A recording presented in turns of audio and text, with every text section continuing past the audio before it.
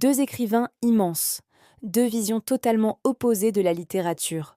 D'un côté Victor Hugo, le monument national, l'auteur de Les Misérables, de l'autre Charles Baudelaire, le poète maudit, l'auteur de Les Fleurs du Mal.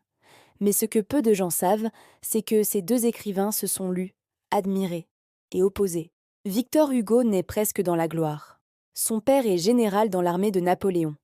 Très tôt, Hugo est persuadé qu'il est destiné à devenir un immense écrivain. À seulement 14 ans, il écrit dans un cahier une phrase restée célèbre : « Je veux être Chateaubriand ou rien ». Et il va réussir. Très vite, Hugo devient une véritable star littéraire.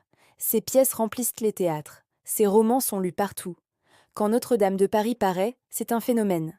L'histoire de Quasimodo et d'Esmeralda fascine toute l'Europe. Hugo devient presque une célébrité nationale. Pendant ce temps, la vie de Baudelaire est beaucoup plus sombre. Son père meurt quand il est enfant. Sa mère se remarie avec un militaire très strict qu'il déteste.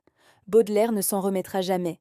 Il dira plus tard que le remariage de sa mère a été la catastrophe de sa vie. Sa vie devient chaotique. Il dépense énormément d'argent, accumule les dettes, fréquente les milieux bohèmes de Paris et provoque sans cesse la société de son époque. Puis, en 1857, il publie un livre étrange et fascinant, Les Fleurs du Mal. Ce livre parle de mélancolie, de désir, de beauté dans la décadence, de l'ennui moderne. Mais la société française de l'époque est choquée. Le livre est jugé pour immoralité. Baudelaire est condamné par la justice et 6 poèmes sont interdits. Le scandale est immense. Et c'est là que l'histoire devient étonnante. Baudelaire admire profondément Victor Hugo.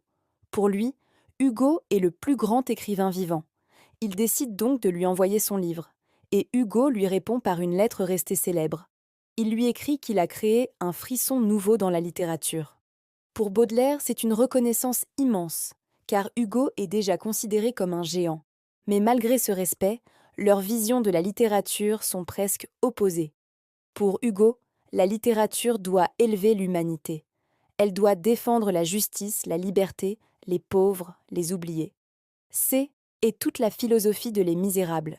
Montrer la misère du monde pour pousser la société à changer. Baudelaire, lui, pense presque l'inverse. Pour lui, la littérature doit explorer les zones sombres de l'âme humaine. L'ennui, le mal, les contradictions de la modernité. Il dira même une phrase célèbre : « Le beau est toujours bizarre ». Deux visions radicalement différentes de ce que doit être l'art, et leurs fins de vie vont être tout aussi opposées. Quand Victor Hugo meurt en 1885, la France entière lui rend hommage. Ses funérailles attirent près de 2 millions de personnes dans les rues de Paris. C'est l'un des plus grands hommages jamais rendus à un écrivain. Baudelaire, lui, meurt presque oublié en 1867. Malade, pauvre, endetté. Il n'a jamais connu la reconnaissance immense que son œuvre recevra plus tard. Ironie de l'histoire. Aujourd'hui, les deux sont considérés comme des géants absolus de la littérature. L'un voulait sauver le monde avec ses romans, l'autre voulait explorer ses ténèbres. Et c'est peut-être pour cela que leurs œuvres continuent de nous fasciner.